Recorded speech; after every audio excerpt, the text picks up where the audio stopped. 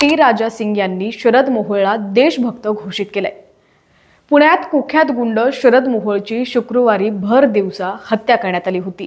दरम्यान शरद मोहोळ हत्या प्रकरणावरून आता राजकारण रंगताना दिसतंय। याचं कारण असं की तेलंगणातील भाजप आमदार टी राजा सिंग यांनी शरद मोहोळ बद्दल केलेलं विधान। काय म्हणाले ते पुढे पाहूयात। त्याआधी तुम्ही ट्रेंडिंग टॉपिक्सला सबस्क्राइब केले नसेल तर नक्की सबस्क्राइब करा आणि बेल आयकॉनवर क्लिक करून नोटिफिकेशन्स मिळवा।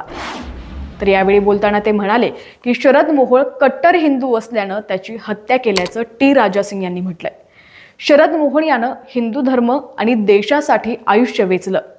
तुळजाभवानी माता त्याला आपल्या चरणी जागा देव आणि त्याला पुनर्जन्म देऊन पुन्हा हिंदू धर्माच्या रक्षणासाठी पाठवावं असं तेलंगणातील भाजपचे आमदार टी राजा यांनी सांगितलेलं आहे। शरद मोहोळ हा देशभक्त होता। त्यानं एरोडा कारागृहात एका दहशतवाद्याला ठार मारलं होतं। त्याची पत्नी सुद्धा हिंदू धर्मासाठी काम करतेय। ती सोलापुरात हिंदू जन आक्रोश सभेला येणार होती, परंतु हिंदू धर्मातील गद्दारांनी शरद मोहोळची हत्या केली। या गद्दारांना ओळखा असंही त्यांनी सांगितलं। तसंच शरद मोहोळ आणि आपण यापूर्वी शिर्डीजवळ हिंदू जनजागरण सभा घेतली होती अशी आठवणही त्यांनी करून दिली। कुख्यात गुंड शरद मोहोळवर अनेक मोठे गुन्हे दाखल होते। अपहरण, हत्या, हत्येचा प्रयत्न अशा गुन्ह्यांमध्ये तो जेलमध्ये होता।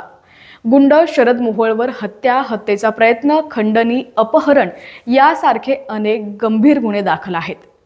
पिंटू मारणे हत्या प्रकरणात त्याला बेड्या ठोकण्यात आल्या होत्या। दासवे गावचे सरपंच शंकर धिडले यांचं अपहरणही शरद मोहोळने केलं होतं। जुलै 2022 मध्ये शरद मोहोळला पुणे जिल्ह्यातून 6 महिन्यांसाठी तडीपार करण्यात आलं होतं।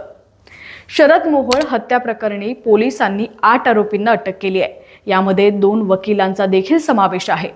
रवींद्र पवार आणि संजय उड्डाण अशी या वकील आरोपींची नावं आहेत। शरद मोहोळच्या हत्येनंतर गुंडांचा बंदोबस्त करण्याचं काम सुरू असल्याचं फडणवीसांनी म्हटलंय। पोलिसांकडून अधिकचा तपास सुरू असल्याचं, चौकशीत सविस्तर माहिती समोर येणार असल्याचं अजित पवारांनी सांगितलं। मात्र दुसरीकडे भाजपचे तेलंगणातील आमदार टी राजा सिंग शरद मोहोळचे गुणगान गाताना दिसलेत।